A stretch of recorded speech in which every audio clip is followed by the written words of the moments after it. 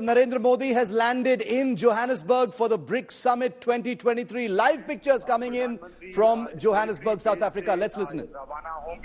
पहले अपने होटल आएंगे जहां इंडियन डायस्पोरा जो यहाँ पर इंडियन कम्युनिटी है वो एकत्रित हुई है प्रधानमंत्री को देखने के लिए। जैसे अक्सर देखा जाता है जब प्रधानमंत्री बाहर जाते हैं तो वहां पर जो भारतीय रहते हैं उनमें एक उत्साह होता है, एक चाह होती है, एक्साइटमेंट होती है प्रधानमंत्री को देखने की। अगर उनके साथ सेल्फी खिंचा पाएं वगैरह तो प्रधानमंत्री कुछ देर के लिए उनसे मुलाकात करेंगे, फिर सीधा प्रधानमंत्री जो बिजनेस फोरम है उससे जो ब्रिक्स बिजनेस फोरम है उसकी लीडर्स मीटिंग पे जाएंगे, में शिरकत करेंगे।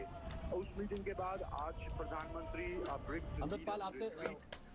अमृतपाल आप एक मिनट आप खामोश रखिए क्योंकि हम एक वक्त जो तस्वीरें देख रहे हैं जरा उसको ऑडियंस के साथ सुनाना चाहते हैं अपने दर्शकों को।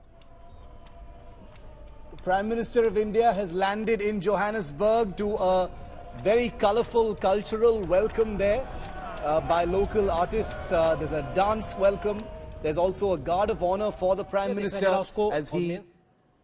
as he enjoys this very, very nice colorful welcome for the Indian Prime Minister. He's just landed in Johannesburg. He'll be proceeding to his hotel shortly, and then the BRICS summit kicks off. All eyes on what India and China specifically can achieve at the BRICS summit. Let's listen.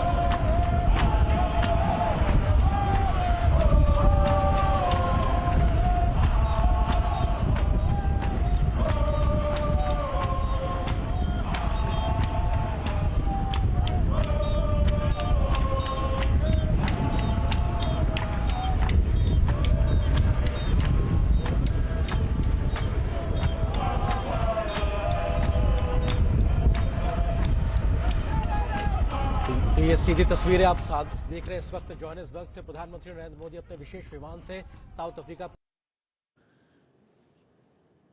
The Prime Minister of India's meeting with Xi Jinping of China is going to be a big highlight for India, most certainly. Remember, the BRICS platform is important by itself, but for India, as far as takeaways are concerned, all eyes, diplomatically speaking, will be on what developments could perhaps happen between the Indian Prime Minister and his Chinese counterpart. Remember, India and China are currently locked in a major standoff with both their militaries massed at each other in eastern Ladakh. There had been hopes. I want to bring Gaurav in for a word. Gaurav Sawant is still with me. Gaurav, there had been some reports and some word, that there would be some expectations of possible forward movement either before the BRICS summit or during the BRICS summit as far as India-China relations are concerned. How are things poised? What are you hearing, Gaurav? So, Shiv, all eyes on the meeting, if at all it happens between Prime Minister Narendra Modi and the Chinese President Xi Jinping. This is the first in-person BRICS post-COVID. Of course, the Russian President Vladimir Putin, he would only be joining virtually. But this is a very, very important grouping of Brazil, Russia, India, China, South Africa. Now, there are other countries who want to join in. Iran wants to join in, Saudi Arabia wants to join in, Bangladesh wants to join in. So there would be talk about new countries joining in. So let's just talk about the bigger platform. As far as the bigger platform is concerned, this is the voice of the global south.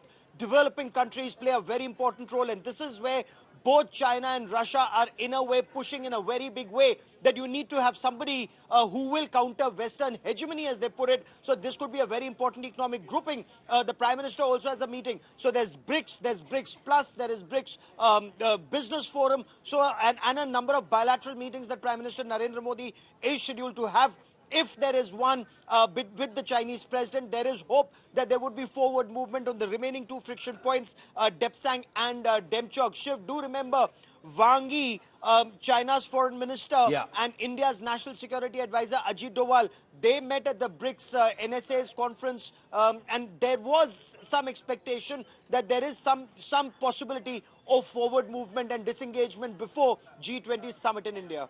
Okay, very important. The G20 summit next month is up and running. All anticipation towards that as well. The BRICS summit comes as a bit of a semi-final before that G20 as far as India's own positions on many issues are concerned. The global south really is the big focus as far as BRICS is concerned. BRICS, as you know, viewer, stands for Brazil, Russia, India, China, South Africa. It's the global south, the developing world, as it were, and an offset to the groupings like the G7, etc. I want to go across now. Peter van Onselen is live with us from Johannesburg. He's a journalist in the city there. Peter, thank you very much for your time and for joining us live on the story. The Indian Prime Minister has just arrived, Peter, and he's going to be heading to the hotel shortly. Just take us through, broadly the contours of the BRICS summit.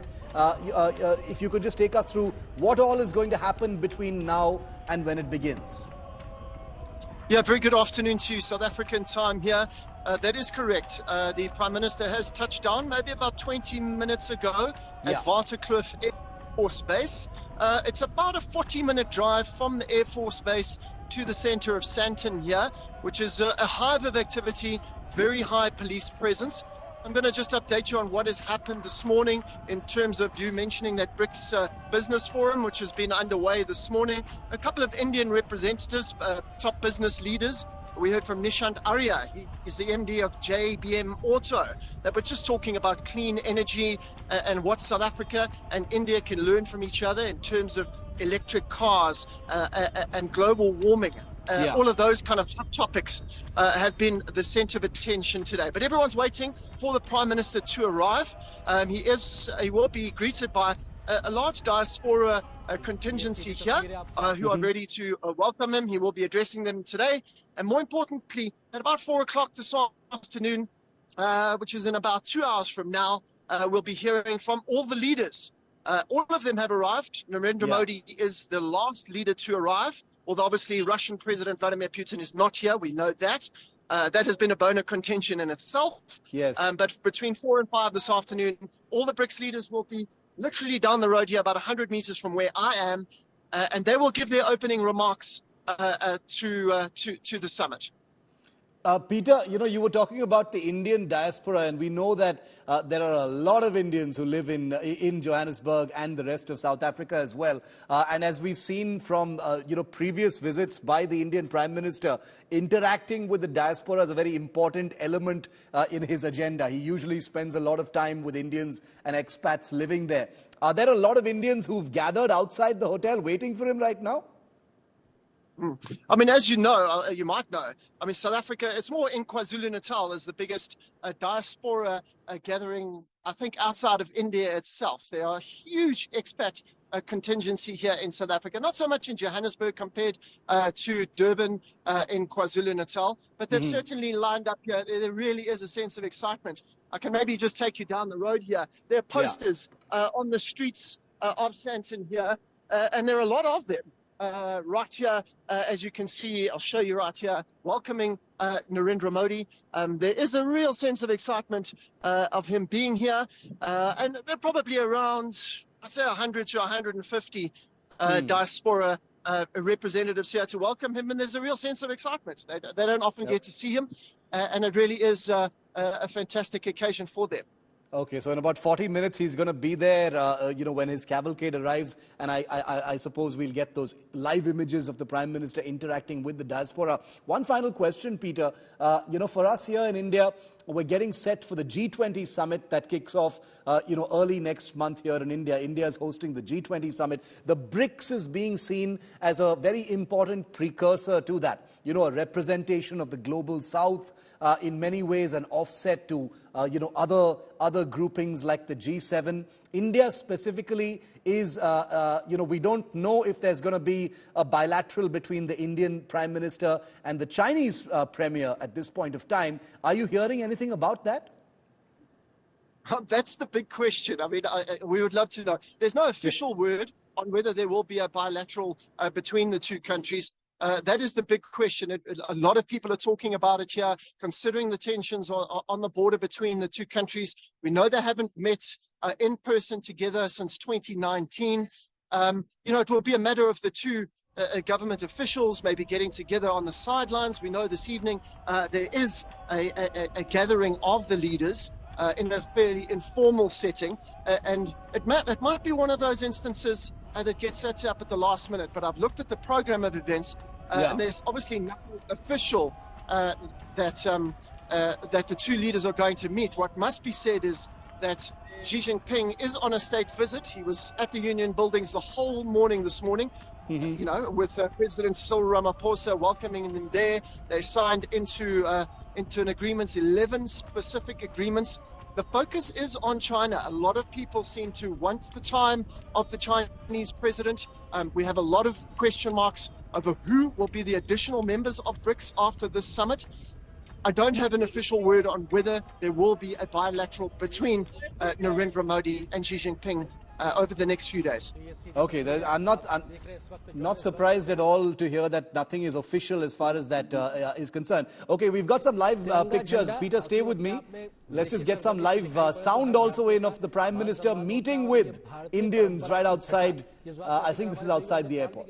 8 पीढ़ियों से लोग वहां मौजूद है. देखिए, ये थाल जो एक स्वागत के लिए होता है, इसमें थाल में तिरंगा भी नजर आ रहा है, अक्षत भी नजर आ रहे हैं, रोली चंदन भी नजर आ रहा है. जब आप किसी अपने का स्वागत करते हैं, किसी मेहमान का, तो अक्षत भी देते हैं. तो वो सारी परंपराएं जो भारतीय परंपराएं हैं, दूर सुदूर जोहानिसबर्ग में, साउथ अफ्रीका में आज भी जीवंत तरीके से नजर आ रही है. और बेहतरी से लहराता तिरंगा हम सब भारतीयों को मान सम्मान को बढ़ाता नजर आ रहा है. और देखिए, मेरी कोशिश ये रहती है, हमारी कोशिश ये रहती है, डीडी न्यूज की कोशिश ये रहती है कि इन तमाम कार्यक्रमों के जरिए हम कुछ फैक्ट्स लगातार आपको जानकारी, आपकी ज्ञान वृद्धि के लिए देते रहें. Wish Doordarshan would give us some sound. Unfortunately, they've decided to keep it with their studio discussion when viewers want to hear what's happening on the ground. Sadly, once that sound comes in, we're going to put that sound up. So it's on Doordarshan, not us. But here are pictures of the Prime Minister doing what he loves best, really. No matter what the occasion, no matter what the summit he's attending, the Prime Minister makes it a point to leave some time aside to interact with the adoring diaspora who've come from far and wide to see the Prime Minister. And they make it really easy for him because they throng the airport, they line the roads, they'll be right outside his hotel when he arrives. So he doesn't really usually have to go anywhere to meet them because they all collect in order to try and get some kind of a interaction in with the Prime Minister. Sometimes he holds large, arena events like he has at the Madison Square Garden in Sydney and elsewhere, the Wembley Arena, the O2 Arena in UK as well for diaspora. But this time, I don't think there is a separate diaspora event. Nonetheless, here's the Prime Minister in his element, meeting and greeting the Indian diaspora. Big smiles and lots of cheers. Unfortunately, Doordarshan isn't giving us any sound at this point of time. Gaurav Sawant is still with me. Gaurav, huge Indian diaspora in South Africa. India has a long history of relations with South Africa as well. What's going through your mind as you see these pictures? Prime Minister in his element. Shiv, what a journey from the time that Mahatma Gandhi was in South Africa. He returned to India in 1915 to the time that Prime Minister Narendra Modi is visiting there, of course, for the third time. And this is the BRICS summit. It's a very, very important summit, especially this first in-person summit post-COVID, because there are a number of very important aspects, like China is trying to increase its footprint in Africa. India again, with Japan, with France, with European countries and with the United States playing an equally big role trying to increase India's footprint or democracy's footprint across Africa. There's a big game on across Africa where Russia is also now trying to play a very big role. Remember, whether it's Niger or a number of countries around, Russia has moved in a very big way. So Africa, once again, across the continent, there's a big game on. And this BRICS summit becomes extremely crucial. The point that was also being raised about which will be the new country which will come in. Will it be Iran? Will it be Bangladesh? What about Saudi Arabia? Several countries want to be a part of this grouping because this grouping is also seen as a very powerful economic grouping against what many describe as the Western hegemony. Or there's an attempt also to figure out whether dollar's dominance across global economic market can be countered. This meeting, this BRICS summit will be very crucial from the multilateral point of view, and when it comes to India and China from the bilateral point of view, to see whether there is forward movement at the remaining friction points at a time when both countries have actually, as you and I have both reported, they've been strengthening their defenses all along the line of actual control from eastern Ladakh to Arunachal Pradesh. Very, very interesting. So much to achieve on the BRICS platform itself. Many things that India will, decisions that the world will be looking for India to take, via the BRICS platform as well. The global South, leadership of the global South, a source of stability in a region that is increasingly unstable. Many of the things that are being pegged on India's mantle. Peter continues to be with us. He's live from outside the hotel where the Prime Minister of India will be staying. Peter, very familiar images coming in live. I'm not sure where these are from. I don't know if it's outside the hotel or elsewhere, but the Prime Minister being thronged by a large crowd of Indian diaspora. Just wanted to check, Peter. These impromptu interactions are to be expected. Is there a separate event that the Indian Prime Minister is going to be addressing with Indian diaspora, or is that not part of the agenda on this visit? Unofficially, I think he will be. I think they're just welcoming him. It's not on the official program that he will be addressing the diaspora. I think they have set up a sort of area there that he can address them and welcome them, to see him. There is some form of accreditation that they've had to go through. The security is extremely high here. So all the diaspora people have had to, get accredited and have security checks. So there is word that he will officially brief them. But the next official engagement that the Prime Minister will have is that Leaders Summit, which will be happening at around the Leaders Talk, opening remarks at about 4 o'clock, which is in about an hour and a half from now. That's when his first official engagement will be. Okay, that's when that first the first engagement is going to be there. In a couple of hours from now, there will be a statement from all the leaders of BRICS who are all assembled there. The Prime Minister is the last to reach. Putin is not going to be there. What's the buzz on the ground about that, Peter? About Putin not coming in? I'm sure that's been quite a bone of contention. No, look, there is obviously, the audio is not great. It's really a hive of activity here. There are police trucks everywhere. There's security everywhere here. Just if I heard your question correctly, there's so many issues on the cards here about multilateralism, about the growth of these economies and working together. The big talk is of this BRICS Development Bank and our reliance on the US dollar. People are trying to work away from that. Also, plenty of speculation about who will be the new members. They've made it pretty clear that there may be new members after this week's summit. And the questions are, who will they be? Iran, top of that list as well, which may not impress a lot of the people in the global north. We've got the AGOA summit coming up in a few months' time. So President Ramaphosa really has to tread very carefully here in terms of how he deals with all of these BRICS nations. But there seems to be a tight-knit group. The big elephant in the room is obviously the war in Ukraine, with the Russian president not here.